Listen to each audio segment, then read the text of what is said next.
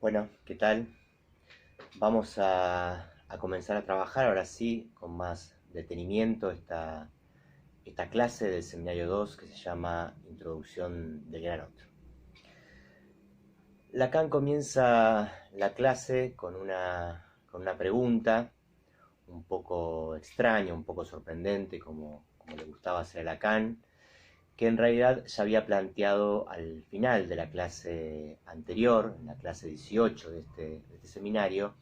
Había terminado un desarrollo que venía haciendo acerca de lo simbólico, el simbolismo, y termina la clase. Voy a leerles el fragmento final de esa clase para que se entienda un poco más por qué Lacan comienza Introducción era en otro, retomando esa pregunta.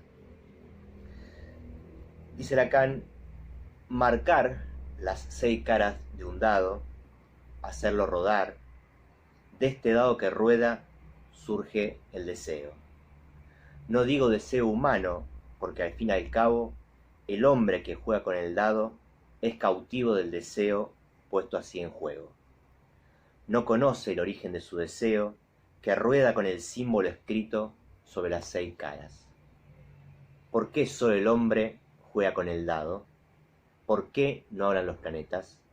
Preguntas que por hoy dejo abiertas. Así había terminado Lacan esta clase del 19 de mayo. Traten de retener esta metáfora de los dados, porque vamos a volver sobre ella. Tiene que ver con la cuestión del azar y del determinismo que han visto en el espacio de los teóricos a propósito de psicoanálisis cibernética. Si ustedes recuerdan ahí todo el trabajo que Lacan hace acerca del cálculo de probabilidades a partir de Pascal, de otras cuestiones que trabaja en el seminario, como por ejemplo el juego infantil del par impar, ¿sí?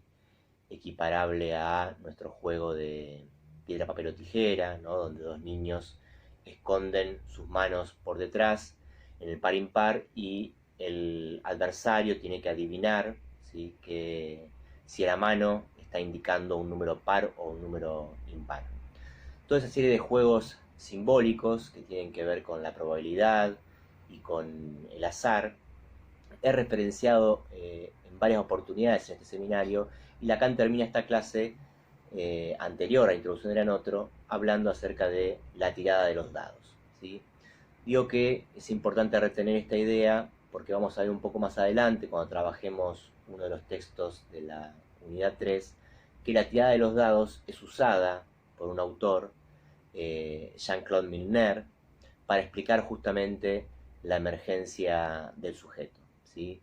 La manera en que, bueno, Lacan dice acá el deseo, ¿sí? Vamos a ver después que también tiene que ver con el sujeto, en la medida en que en ese momento en el que los dados están girando en el aire y no se sabe todavía qué número va a caer, ese momento de indeterminación, ¿sí? De puro azar, dice este autor, Jean-Claude Milner, es el momento en que emerge el sujeto. Mientras que el momento en que los dados efectivamente caen y ya el número no puede ser distinto de lo que es, ahí el sujeto se desvanece. Vamos a recurrir entonces más adelante a esa metáfora para explicar la emergencia y la forclusión del sujeto en la ciencia. Por el momento, Lacan nos deja y deja a sus alumnos con esa pregunta abierta: ¿por qué no eran los planetas? Y es una pregunta que efectivamente sorprende, pero que vamos a tratar de dilucidar, de comprender, a la luz de otra pregunta que no está explicitada en el texto, pero a la que Lacan alude permanentemente cuando dice que nosotros no somos en absoluto como planetas, ¿sí? Que el hombre se diferencia del planeta por el hecho de hablar. Es decir, que vamos a colocar de un lado la pregunta que Lacan plantea de entrada: ¿por qué no hablan los planetas? Vamos a ver cuáles son las respuestas que Lacan da a eso, pero vamos a trabajarlo siempre con la referencia a la que vamos a volver después, acerca de por qué hablamos, ¿sí? ¿Por qué no hablan los planetas? Y por qué sí los seres hablantes hablamos. Respecto a esta pregunta, Lacan comienza diciendo que, si bien es evidente que no somos planetas, Eso no ha impedido que a lo largo de la historia se haya intentado tratar a los hombres como si fueran planetas o como si fueran lunas. Y particularmente refiere a tres aspectos o tres disciplinas, ¿sí?, que han hecho en algún momento de la historia de los hombres planetas. Hace una referencia a la política,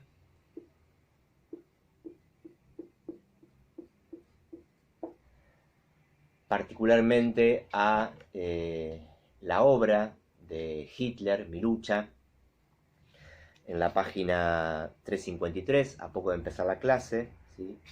Dice Lacan: no somos en absoluto semejantes a planetas, cosa que podemos comprobar en todo momento, pero esto no nos impide olvidarlo. Pienso en una obra olvidada y que no era tan ilegible, pues probablemente no era su autor quien la firmó, y se llamaba Mein Kampf, Mi lucha. Pues bien, en esta obra del tal Hitler, que ha perdido mucho de su actualidad, se hablaba de las relaciones entre los hombres cual si fuesen relaciones entre lunas. Y estamos tentados siempre de hacer una psicología y un psicoanálisis de lunas, cuando para percibir la diferencia basta con remitirse inmediatamente a la experiencia. Yo lamento no tener acá el texto de Mi lucha, me quedó en el consultorio en el momento de la cuarentena, como para leerles algunos párrafos de ese libro de Hitler, donde efectivamente se capta muy bien esto que Lacan señala, de en qué punto el nazismo como proyecto político consideró a los hombres como luna, consideró que podían ser calculadas sus masas, su peso, su gravitación, como si fueran objetos lunares. Pero a falta de ese libro, vale la referencia a una película. Hay muchas películas sobre el nazismo. Justamente el nazismo toca ese punto siniestro, en Heimlich, diría Freud, de lo real, que hace que nunca terminemos de procesar lo que fue ese acontecimiento en la historia de la humanidad. Ese exterminio masivo de tantos seres humanos hace que continuamente siga habiendo producciones simbólicas, se sigan escribiendo libros, se sigan haciendo películas, obras de teatro, tratando de inscribir algo de ese horror que nunca termina de simbolizarse. Pero hay una película argentina, que no sé si la han visto, que se llama Guacolda, donde se trabaja la cuestión del nazismo de una manera tangencial, porque tiene que ver con el exilio del doctor Mengele, junto a otros nazis que se supone, se sospecha que se exiliaron en la Argentina. La película trata de manera muy indirecta, ¿sí?, lo que el doctor Mengele hacía con los hombres, los experimentos, por lo que se hizo famoso este científico, ¿sí?, que asesoraba a Hitler. Y la película, a través de su título muy sugestivo, título que uno no comprende sino hasta ver la película hasta el final, es que Guacolda designa el nombre de una muñeca que tiene una de las protagonistas, ¿sí? Llamarle Guacolda a la película tiene que ver con el hecho de que efectivamente para los científicos nazis, las personas, como se ve en la película, eran consideradas como muñecos, ¿sí?, como objetos a los cuales se podía estudiar, se podía destripar, se podía desmenuzar, ¿sí?, y tratarlos como un objeto más. Me parece que es una buena película para captar lo siniestro de esta operación que el nazismo hizo, y que lo lleva a Lacan a pensar que este proyecto político consistió fundamentalmente en una absorción de los hombres dentro de la categoría de lunas, y por lo tanto de la quita de toda palabra. Esa es una referencia. La otra referencia tiene que ver con los postfreudianos.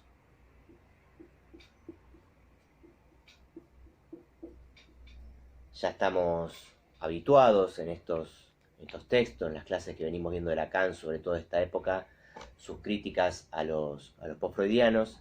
cuando acá habla de la tentación de hacer una psicología o incluso un psicoanálisis de Luna, está pensando en los postfreudianos, a los cuales alude a lo largo de la clase, en el sentido de que los postfreudianos, con su orientación respecto a la teoría y su manera de pensar la cura, a partir del redondeamiento del yo, terminan haciendo de sus pacientes, sus analizantes, planetas, ¿sí? Dice Lacan que la meta de los postfreudianos era redondear al yo, darle forma de esfera, ¿sí? Se entiende que con la alusión acá a la esfera, Lacan está pensando en que también desde el psicoanálisis, desde un psicoanálisis mal entendido, con una mala lectura de Freud, se puede terminar conduciendo a tratar a los pacientes como si fueran lunas, como si tratara de rellenar todos sus huecos, todas sus faltas, e intentar que al final del análisis tuvieran esta especie de imagen completa, armónica, que sabemos que representan el círculo o la esfera en este caso, que es una figura geométrica más ajustada todavía para lo que es un planeta. Este tratamiento que los postfreudianos hacen del yo descuida justamente algo que Lacan enseña en esta clase, y es que el yo es la instancia loca del psiquismo.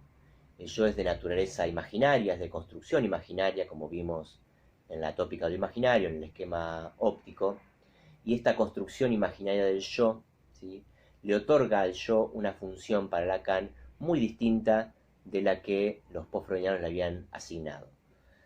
Los postfreudianos hacían del yo la instancia de síntesis, decían que su función era la síntesis, como si fuera posible sintetizar en la unidad yoica, en eso que llamamos yo, la parcialidad de las pulsiones, mientras que la función que Lacan le va a asignar acá al yo, y esto va a ser una constante en toda su enseñanza, es una función de desconocimiento.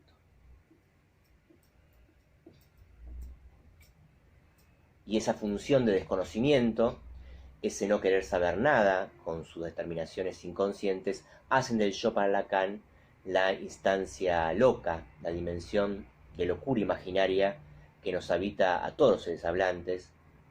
Acá Lacan no está pensando en la psicosis como una estructura clínica, sino en la locura, es decir, un concepto mucho más abarcativo y que nos concierne a todos los seres humanos en la medida en que estamos afectados por lo imaginario, en el que estamos tomados por algo de esta locura imaginaria. Y esta función de desconocimiento no es más que la función de desconocer, lo que Lacan plantea un poco antes en el seminario, y que ya mencionamos y que ya trabajaron en el espacio teórico a propósito del poeta Rimbaud y su frase yo es otro, ¿sí? Lo que el yo en esta función de desconocimiento reniega, rechaza, con lo que no quiere saber nada, es con el hecho de que su constitución depende de un proceso de alienación a la imagen, a las palabras y a la mirada del otro. En ese sentido, el trabajo de los postfreudianos para Lacan es equiparable a este tratamiento de los hombres como Luna que también hizo el nazismo. Y en tercer lugar, vamos a ver que la clase da algunas pistas, algunas indicaciones para pensar de qué manera la ciencia, que es la que se ha ocupado a partir del siglo XVII de los planetas, de una manera absolutamente simbólica, diferente a la que regía en la epistema antigua, como vimos, la ciencia también contribuye a este tratamiento de los hombres como lunas. Antes de llegar a ese punto, vamos a detenernos un poco en las razones, en las respuestas que Lacan da a esta pregunta. Lacan dice que hay tres respuestas posibles a por qué no eran los planetas. En realidad, vamos a ver que son 3 y 1, ¿sí? Porque entre la cuarta respuesta, no la cuarta en orden, sino la cuarta por una característica diferencial que tiene con las otras, amerita que la pongamos aparte, ya que Lacan dice que es la verdadera respuesta, ¿sí? Dice Lacan que los planetas no hablan porque no tienen nada que decir.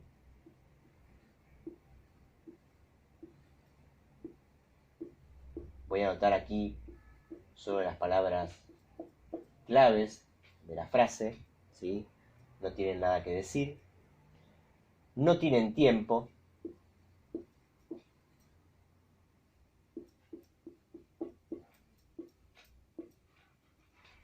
Y una respuesta que le llega de la mano de Coiré, a quien él le hace esta pregunta, y Coiré le dice, porque no tienen boca.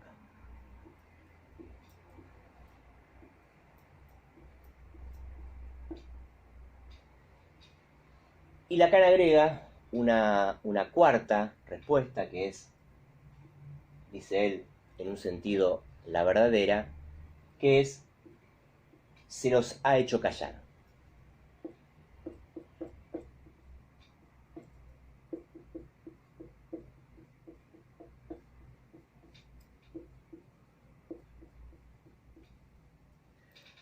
Vamos a detenernos un poco entonces en cada una de estas respuestas, qué quiere decir cada una de estas respuestas y por qué Lacan concluye que se los ha hecho callar es en un sentido la verdadera. Primero que Lacan plantea que estas tres respuestas o estas cuatro respuestas tienen la misma estructura que un chiste que había sido planteado por Freud, que Freud trabaja en su libro sobre el chiste, pero al que ya había aludido en otras obras anteriores, que es el chiste del caldero agujereado. No sé si es un ejemplo que ustedes conocen, así que por las dudas lo voy a referenciar. Dice Freud que una persona A le ha prestado a B un caldero,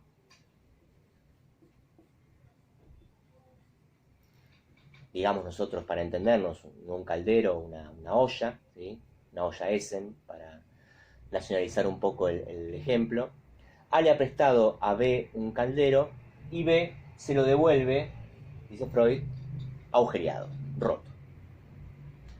Cuando A increpa a B por haberle devuelto el caldero, la olla en ese estado, B le dice, en primer lugar, vos no me prestaste ningún caldero, en segundo lugar, yo te devolví el caldero en perfectas condiciones, y en tercer lugar, el caldero ya estaba agujereado cuando me lo prestaste. Como ustedes saben, los chistes que cuenta Freud no son chistes particularmente para hacernos reír, son chistes en el sentido del ingenio, del juego simbólico que implican. Y lo que dice Freud respecto a este chiste es que las tres respuestas, no me lo prestaste, te lo devolví en condiciones y ya estaba agujereado, cualquiera de las tres respuestas podrían ser válidas, ¿sí? A condición de que sea solo una. El problema es que no pueden ser las tres, ¿sí? Que hay una exclusión mutua entre o una cosa o la otra. O no te lo presté, o me lo devolviste sano, o ya estaba agujereado. Lacan lleva ese ejemplo y dice que la estructura de las respuestas a su pregunta de por qué no eran los planetas tiene la misma lógica que ese chiste. Es decir, que cualquiera de estas respuestas podrían bastar como una respuesta posible, pero que no pueden ser las tres o no pueden ser las cuatro, ¿sí? Que solamente una puede ser la válida porque una excluye a las otras. Vamos a ver entonces la primera respuesta. Porque no tienen nada que decir. Es decir, esto es equivalente a decir que no hablan, ¿sí? Es casi una respuesta tautológica. Ahora el acento habría que ponerlo no tanto en decir, porque es evidente para Lacan que los planetas no hablan. El acento hay que ponerlo en nada, ¿sí? No tienen nada que decir, implica en este contexto en el que Lacan lo plantea, que los planetas no tienen un vacío, un agujero, una nada, ¿sí? Que les permitiría decir. Y eso es ya uno de los puntos que nos diferencia con los planetas. El hecho de que hablemos, ¿sí? Está condicionado, está determinado por el hecho de que el ser hablante, a diferencia de los planetas, que tienen una estructura esférica, como decíamos, Lacan plantea que el ser hablante responde a otra estructura topológica, a otra figura, que ya no es la esfera,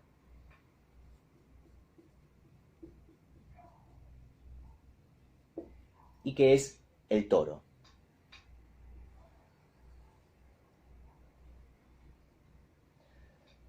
No vamos a desarrollar ahora todas las implicancias topológicas que tiene esta diferencia entre la esfera y el toro. Simplemente la traigo a colación para que se entienda, ¿sí?, que uno de los puntos que diferencian a los planetas y que hacen que ellos no hablen y los seres hablantes sí, para Lacan está dada porque, a diferencia de la esfera, un toro se constituye a partir de un agujero, ¿sí? Un toro, podríamos decir, es una esfera a la que se le ha hecho un agujero, ¿sí? Un toro es similar a un anillo, ¿sí?, a una goma de neumático, dice Lacan en un momento. Es decir, una figura esférica, pero cuya particularidad es que está agujereada, ¿sí? Y ese agujero permite, según Lacan, que por ese agujero pase el decir, ¿sí? Y va a decir en algún momento también que por ese agujero es que aparece el sujeto. Por lo tanto, decir que los planetas no tienen nada para decir, es decir que no tienen agujero, que no tienen este vacío constitutivo que pudiera hacer que hablaran. El segundo aspecto se vincula también con la cuestión de la palabra, con la cuestión del hecho de hablar, las implicancias y las consecuencias que tiene el hecho de hablar, que es la cuestión del tiempo, ¿sí? No tienen tiempo, no debe entenderse acá como que les falta tiempo para hacer cosas, ¿sí?, sino que les falta radicalmente el tiempo, ¿sí?, que están fuera del tiempo, los planetas. Lo cual es coherente con la definición que Lacan da en esta época y que hemos mencionado ya, de lo real como aquello que encontramos o que vuelve siempre al mismo lugar, ¿sí? El movimiento circular de los planetas, el movimiento de los astros, en la medida en que siempre vuelve al mismo punto de partida, es equivalente, dice Lacan, a la idea de que no haya un tiempo en el sentido progresivo, ¿sí? De hecho, simbólicamente hablando, solamente hay tiempo por el hecho de que hablamos. Si lo pensamos un poco detenidamente en lo que es el ser hablante, la noción de tiempo, la primera experiencia que tenemos del tiempo, incluso mucho antes de poder reflexionar acerca del tiempo y entender el funcionamiento del tiempo, está dado por el hecho de hablar, ¿sí? Porque es en la medida que hablamos, es decir, que una palabra se sucede a otra, que se instala la idea de tiempo, ¿sí? Es por eso también que, a diferencia de los planetas, pero también a diferencia de los animales, solamente el hombre es consciente de su existencia efímera y finita al interior del tiempo, porque solo el hombre tiene conciencia de su pasado, ¿sí? Y solo hay pasado por el hecho de que hablamos. Cada una de las palabras que vamos diciendo va construyendo y construyendo nuestro pasado. Si no habláramos, efectivamente no habría tiempo, que es algo que en la clínica se suele notar muy claramente en el trabajo con pacientes con autismo, por ejemplo, ¿no? Saben que el mutismo, el no hablar, es un rasgo muy característico de estas estructuras, donde justamente pareciera que no hubiera tiempo, que el tiempo nunca pasara, ¿sí? Y en tercer lugar tenemos la respuesta que le da Coiré. Voy un poco más rápido por el tiempo que vamos teniendo. No tienen boca, le hace pensar a Lacan, le recuerda, asocia a Lacan con esa respuesta de Coiré, un síndrome que él había estudiado, que había visto en su práctica psiquiátrica. No olvidemos que Lacan viene de la formación psiquiátrica, que es el síndrome de Cotard, ¿sí? Y dice que los planetas en ese punto se asemejan a estas viejas damas, ¿sí?, añejas del síndrome de Cotard, y que no hay muchos trabajos. Lacan dice algunas cosas, respecto del síndrome de Cotard, en la página 357, ¿sí? Cuando dice que oímos esto al comienzo de nuestra carrera, en los servicios de psiquiatría, ¿sí? Ellas nos hacen saber, estas pacientes, que tampoco tienen estómago y además que no morirán nunca, ¿sí? Es decir, que son eternas, como los planetas. Están identificadas con una imagen donde falta toda ansia, toda aspiración, todo vacío del deseo, o sea, justamente lo que constituye la propiedad del orificio bucal. Y pensemos acá en lo que decíamos recién respecto a la figura del toro, la figura topológica del toro. Estas pacientes, dice Lacan, al igual que los planetas, carecen de esta ansia, de este agujero, ¿sí? De este orificio que está representado por la boca, pero que en realidad está representado por los diferentes agujeros del cuerpo, ¿sí? No solamente dicen no tienen boca, a veces dicen no tener ojos, no tener orejas, ¿sí? Es decir, hay una negación, así se lo llamaba también síndrome de negación, al síndrome de Cotard. Hay una negación de todo lo que tiene que ver con los orificios del cuerpo, con lo que podría introducir un agujero o una ansia en estas pacientes. Después quizá tenga ocasión de comentar en otro video, para no extenderme tanto en este ahora, un artículo de Marcel Cermak, que está en este libro, que les recomiendo, que es de los pocos trabajos psicoanalíticos que hay en torno al síndrome de Cotard, ¿sí? Que es interesante porque Cermak explica ahí un poco cómo es la fenomenología y la estructura de esta patología, y eso está muy en consonancia con los desarrollos que Lacan hace en esta clase. Pero por una cuestión de tiempo lo vamos a dejar para otra clase, ¿sí? Ya que no somos planetas, nosotros tenemos un tiempo y un tiempo limitado en estos videos. Voy a dejar ese desarrollo en todo caso para un video aparte. Vamos a ver por último la cuarta respuesta, la verdadera, según Lacan, y que es la que nos va a llevar de manera directa a plantear una consideración que Lacan hace ahí respecto de la ciencia, ¿sí? No olvidemos que este texto, Introducción del Anotro, tiene que servirnos como un texto articulador entre lo que vimos del psicoanálisis y los desarrollos de Coiré acerca de la ciencia moderna.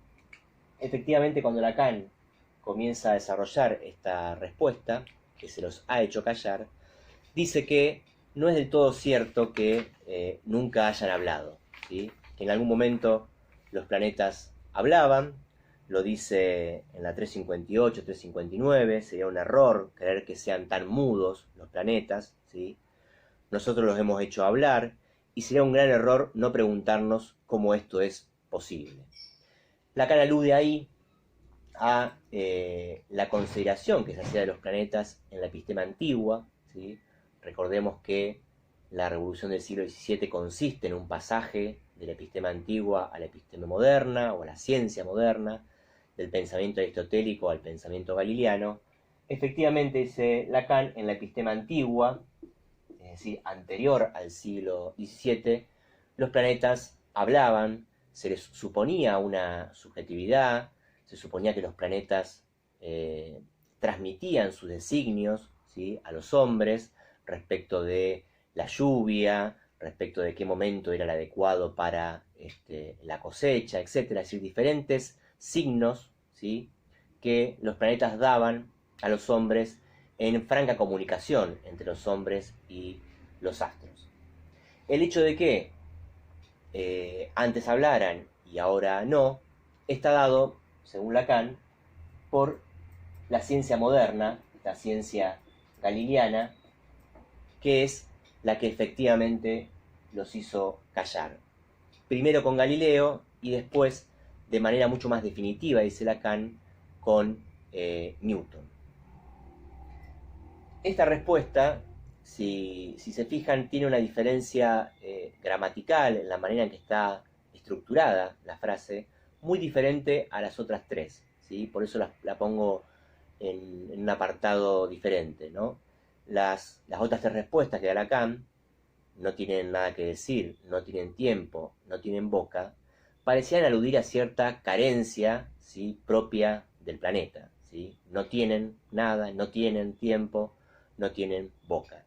En cambio, la cuarta respuesta, que Lacan dice que es la verdadera, tiene otra estructura gramatical, ¿sí? Ya no se dice que los planetas, por algún tipo de falla, de carencia, o justamente de exceso, ¿sí?, de falta, de la falta, no hablan, sino que hablaban, pero se los ha hecho callar. Es decir, esta respuesta supone un agente que en algún momento de la historia de la ciencia hizo callar a los planetas.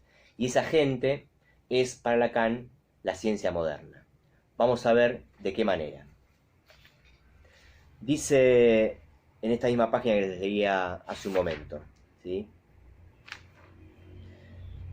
Finalmente llegó Newton. Ya hacía un tiempo que esto venía preparándose, ¿sí? Recordemos en ese punto la idea de Coiré de un largo esfuerzo de pensamiento. La ciencia moderna comienza a gestarse desde antes de Galileo, sienta sus primeras bases con Galileo y finalmente se consolida con Newton. Ya hace un tiempo que esto venía preparándose. No hay mejor ejemplo que la historia de las ciencias para mostrar hasta qué punto el discurso humano es universal. Newton acabó por dar fórmula definitiva alrededor de la cual todo el mundo ardía desde hace un siglo. Hacerlos callar, Newton lo consiguió definitivamente. ¿Por qué no en los planetas? Nunca se sabe lo que puede ocurrir con una realidad hasta el momento en que se la ha reducido definitivamente inscribiéndola en un lenguaje. Leo algunas frases salteadas. La teoría del campo unificado está resumida en la ley de gravitación, que consiste esencialmente en que hay una fórmula que mantiene todo esto unido en un lenguaje ultra simple constituido por 3 letras. Es decir, resumiendo, la ciencia moderna es la responsable de haber hecho callar a los planetas. Newton en particular es el que llevó esta tarea más adelante, a partir, y esto es lo importante de retener porque vamos a volver insistentemente sobre este punto, la ciencia ha callado a los planetas por una cuestión que tiene que ver estrictamente con su lenguaje. Es el lenguaje de la ciencia, ese lenguaje de puras letras, como dice Lacan, de 3 letritas, ¿sí? Reducen toda realidad, haciendo que esa realidad no hable más. Si se fijan un poco más adelante, ¿sí?, dice Lacan, todo lo que entra en el campo unificado, podemos decir todo lo que entra en el campo de la ciencia, no hablará nunca más porque se trata de realidades completamente reducidas al lenguaje. Creo que perciben aquí la oposición existente entre palabra y lenguaje. Bueno, voy a dejar por acá. En todo caso, en el próximo video retomo un poco esta idea final para explicarlo un poco más. Pero bueno, ya van 33 minutos, así que se va a hacer muy extenso si no. En el próximo video retomamos un poco este punto al que hemos llegado y avanzamos sobre la construcción del esquema lambda y qué relación tiene el esquema lambda con el hecho de que los seres hablantes hablemos. Les mando un gran saludo.